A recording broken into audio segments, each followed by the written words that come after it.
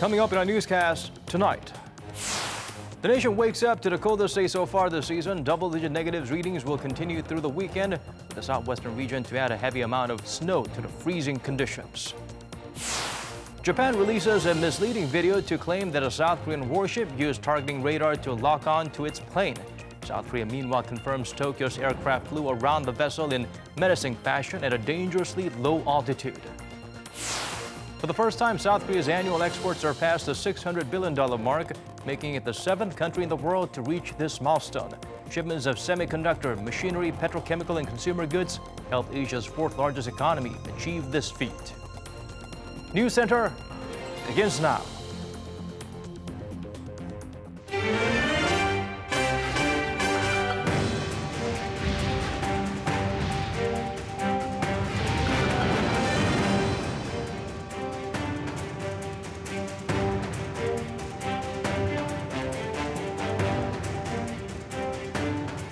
It's 8 p.m. here in Korea, live from our studio in Seoul. This is Arirang News Center. Welcome to our program. I'm Daniel Chang.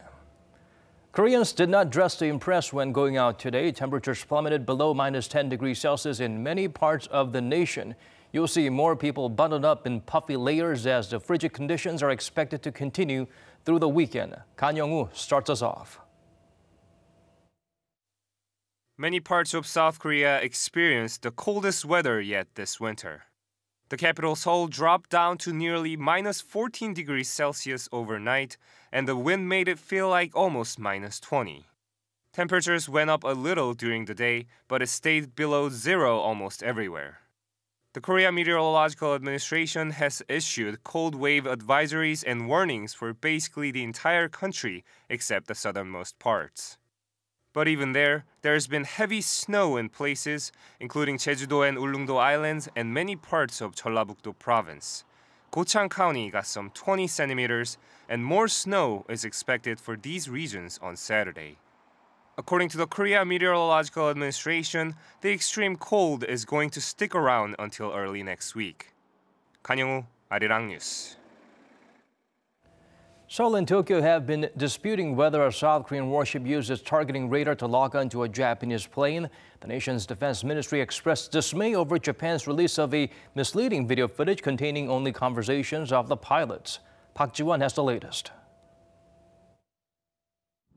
South Korea's defense ministry has expressed dismay at Japan's release Friday afternoon of an edited video.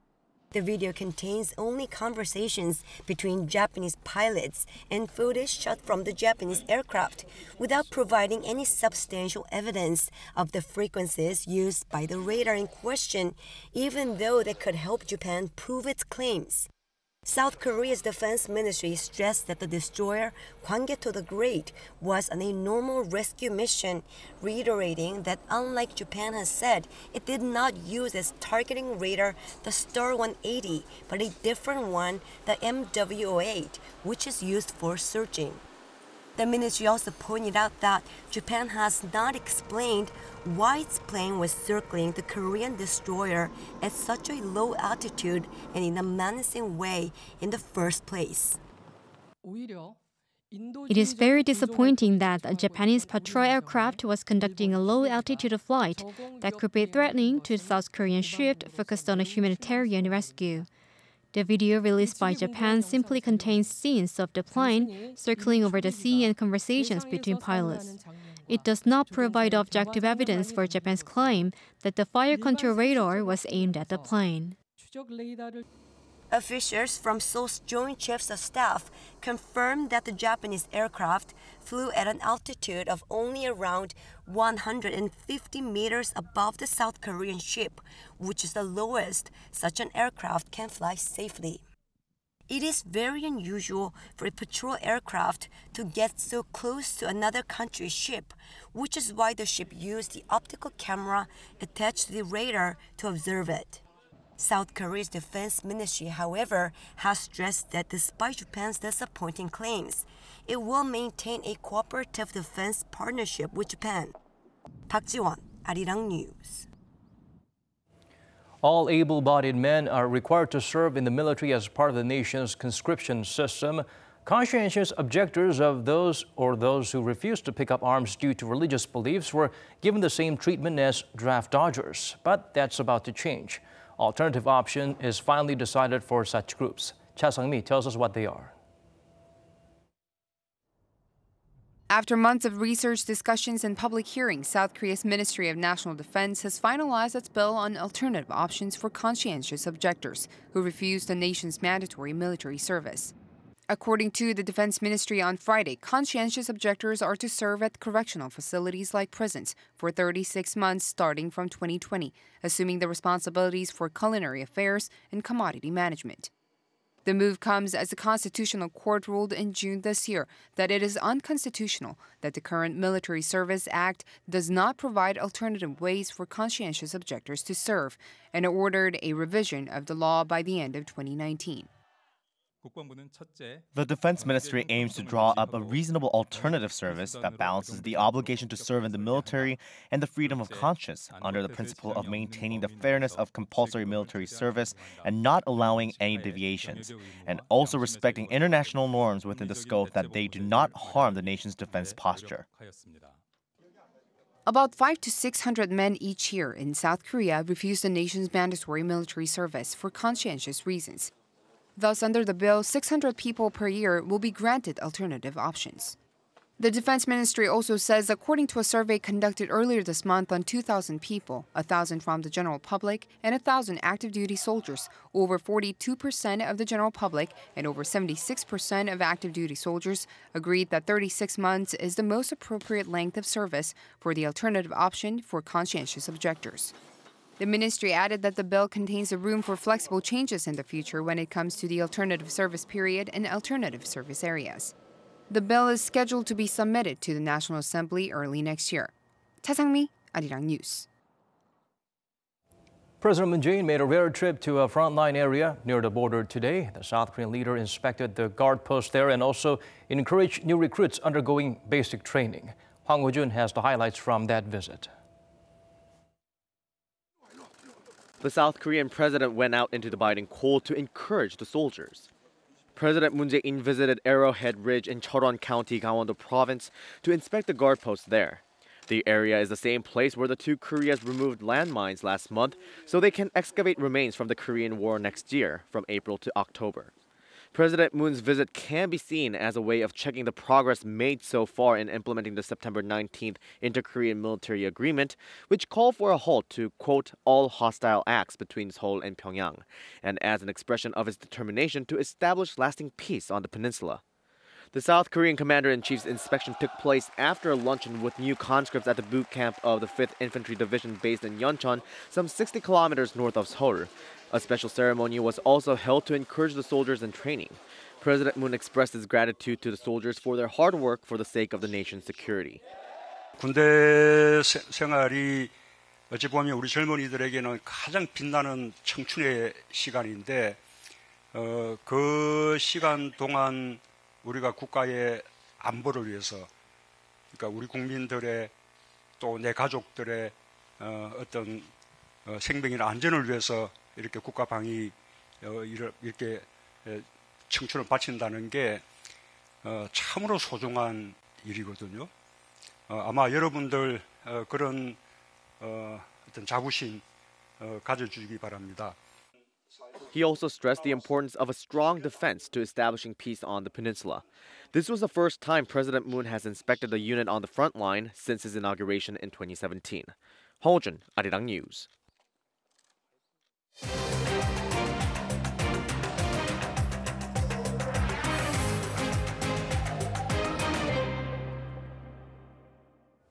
An historic milestone in the nation's exports, seen as the pillar of the South Korean economy. Today, Seoul reached $600 billion in annual outbound shipments. Kim Hye-sung has the full story. South Korea's annual exports have surpassed $600 billion for the first time. The Trade Ministry says as of 11:12 a.m. Friday, Korea's annual exports topped the $600 billion mark 7 years after the country achieved $500 billion of annual exports back in 2011. This makes Korea the 7th country in the world after the US, Germany, China, Japan, the Netherlands, and France to have topped $600 billion in annual exports. Korea's exports also accounted for a record 3.4% of global exports this year, ranking 6th in the world.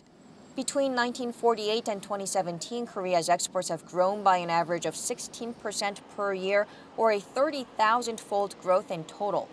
The Trade Ministry said in 2018, Korea's semiconductor, machinery, and petrochemical goods exports and consumer goods like cosmetics and medicine contributed significantly to boosting exports. Semiconductor exports alone passed the $100 billion mark as a single export good as of October this year. But amid an ongoing trade spat between Korea's top two trading partners, the US and China, and slower global growth, the Trade Ministry vowed to further diversify its exports and target export markets like ASEAN countries, India, and Russia to top $600 billion of exports again next year. Kim Hae-sung, Arirang News. Data on industrial output for November is out, slight improvements compared to the same period last year. But when it comes to nation's business sentiment, things are not looking so rosy. Kim Ji-yeon breaks down the digits for us. Industrial output across all sectors in South Korea edged up 0.2% in November compared to the same month last year. Statistics Korea says the on-year increase is mainly due to an improvement in the services sector, which ticked up 1% last month. The agency also cited output in the mining and manufacturing sectors, which edged up by a mere 0.1% on-year in November. However, facility investment plunged by the fastest pace in 5 years, dipping 10% compared to the same period last year.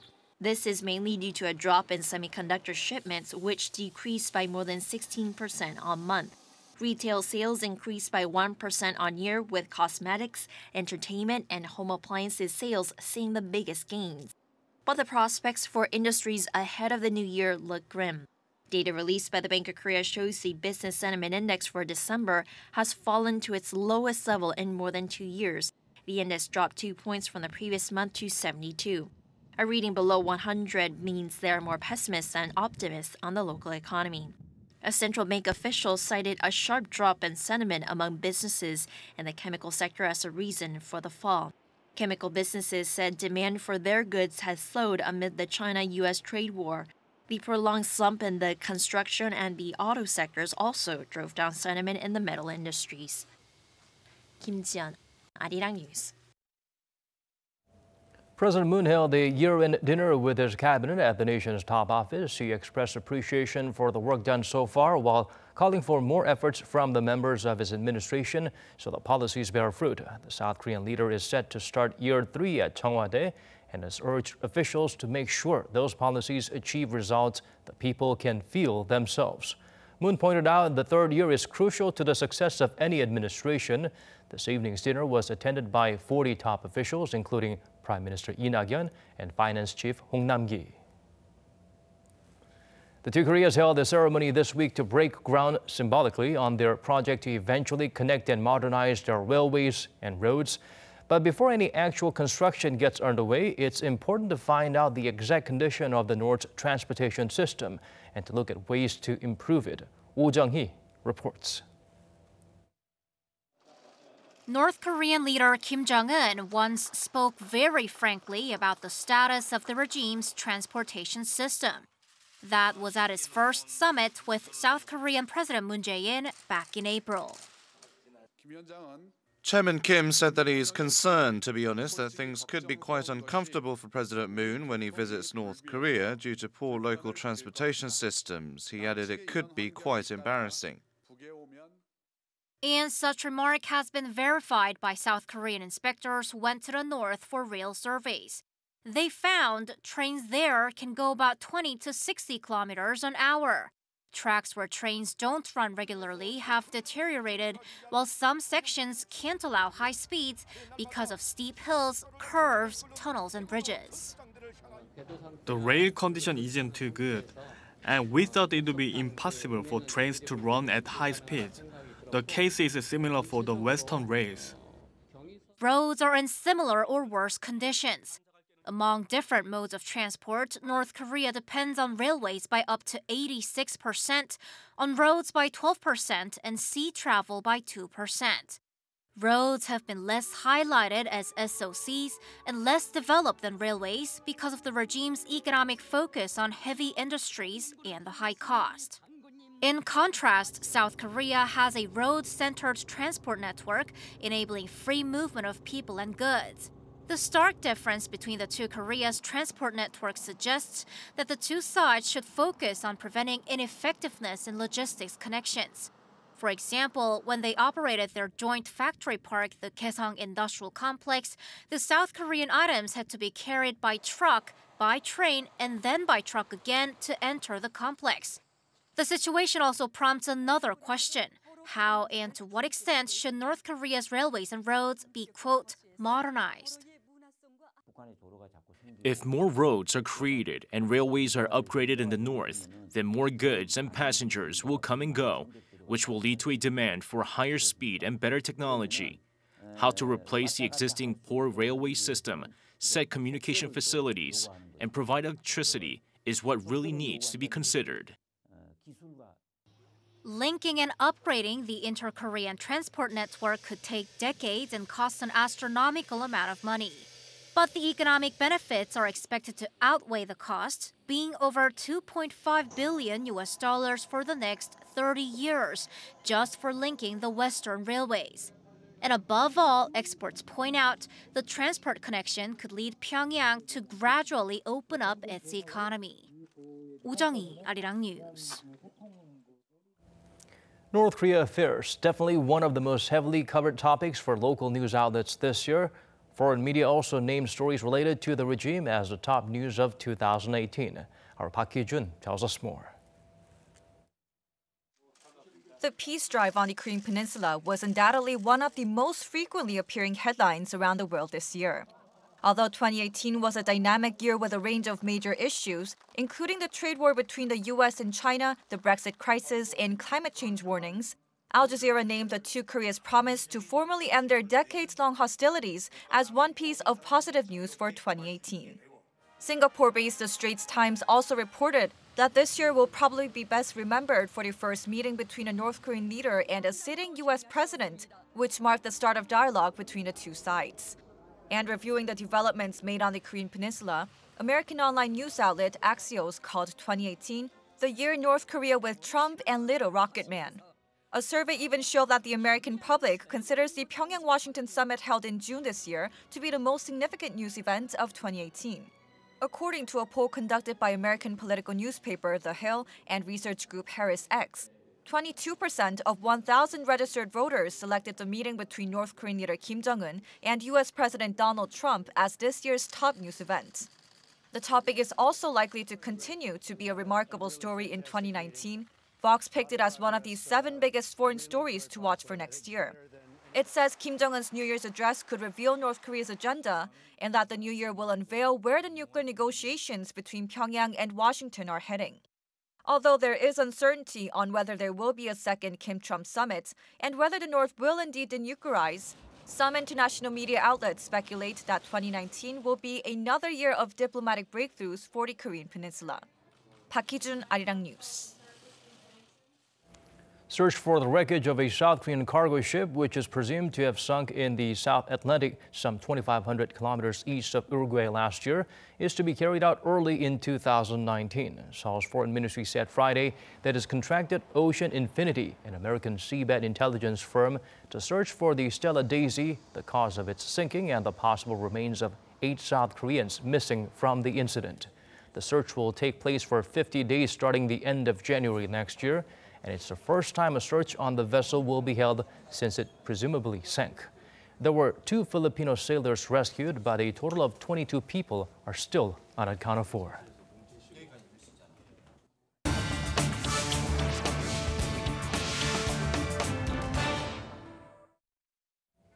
Topping 40 degrees Celsius in some parts, South Korea's hot season was intense. It was made even more unbearable with high levels of fine dust and a solution to the public health crisis still out of reach. Yoon Jung-min takes a look back at the summer of 2018. 여름에 너무 더워서 스트레스도 많이 받고 조금 버티기 힘들었던. 여름도 에어컨 평소엔 잘 안 틀었는데 올해는 좀 더 많이 틀은 것 같고. 미세먼지가 날이 갈수록 심해지는 것 같아서 마스크 끼지 않고는 돌아다니기 힘든. 특히나 서울은 미세먼지 되게 심하죠. 어떻게 하면 이 미세먼지가 좀 더 심해지지 않을까 이런 고민을. Unexpected weather like the heat wave this past summer and the fine dust in the air causes people stress and even threatens their health. In August, Hongcheon in Gangwon-do province saw temperatures reach 41 degrees Celsius while the capital Seoul got up to nearly 40 degrees. People suffered heat-related illness, dozens died, and the prices of fruit and vegetables shot up. There were 6 regions that saw temperatures soar to 40. This is noteworthy because meteorologically, summers that get above 40 degrees happen in a tropical climate. This could be a sign that Korea's summer climate is turning tropical. The problem in winter was fine dust pollution. People had to refrain from outdoor activities and an increasing number of people suffered respiratory illnesses. The fine dust level had gone down until 2012, but it started to rebound recently, due mainly to China's rapid industrialization. It's also because of cars and coal heating. The Korean government has stepped up to combat the fine dust. Next year, when levels get really bad, nearly 2.7 million cars will be banned from the roads. The government's also going to get rid of incentives for so-called clean diesel cars, and it will work with neighboring countries such as China. People are hoping that in the new year, the air will be cleaner and the summer heat less extreme. Yoon Jung-min, Arirang News. 2018 was also supposed to be when Britain finally hashed out details of its plan to leave the European Union, but the process hasn't been smooth sailing. Here's Kwon Jang-ho with a recap of how little Brexit has come in this year.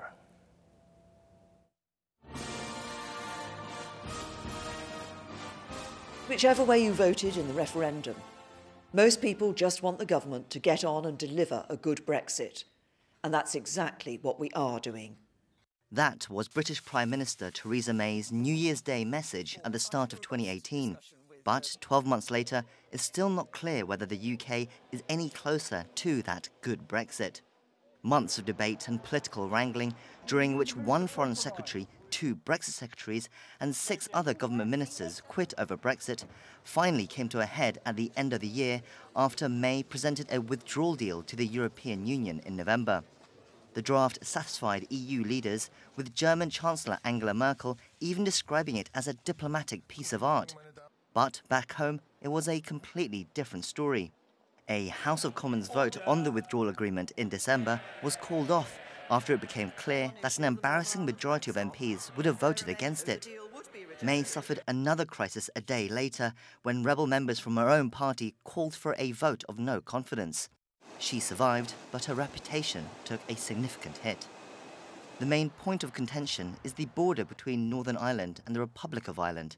There is so far no solution that will satisfy all parties, and with the Brexit deadline of March 29th fast approaching, the possibility of a no-deal Brexit is rising, which could cause chaos for cross-border trade and travel.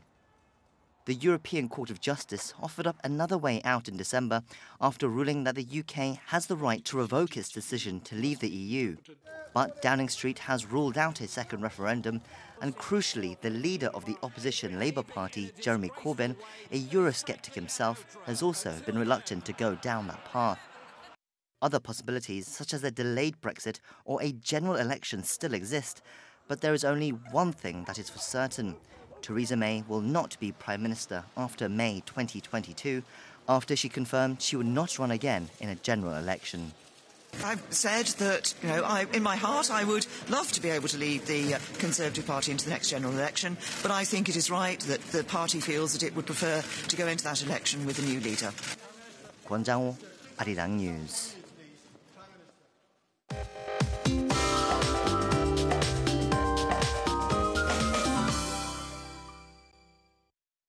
Time to turn to Michelle Bach at the Weather Center for the updates you'll need. Michelle, will these Arctic conditions ease anytime soon? Well, the cold wave is expected to continue throughout the weekend, and the southern regions of the nation will rise to positive afternoon highs tomorrow, but the wind chill factor will make it even feel colder than the actual readings. And meanwhile, the southwestern provinces, including Jeju Island, will continue to receive some snow until Sunday of up to 20 centimeters. Now, Seoul begins Saturday morning at -11°C, while Daegu and Gyeongju wakes up to -7 and -8°C respectively. And sunny skies will help raise up the mercury to -3° for Seoul, slightly higher for the southern provinces. And the cold conditions will start easing next week, while the sky is still clear until the New Year's Day, so the first sunrise of the year will be widely visible across the whole nation. I'll leave you with the weather conditions around the world.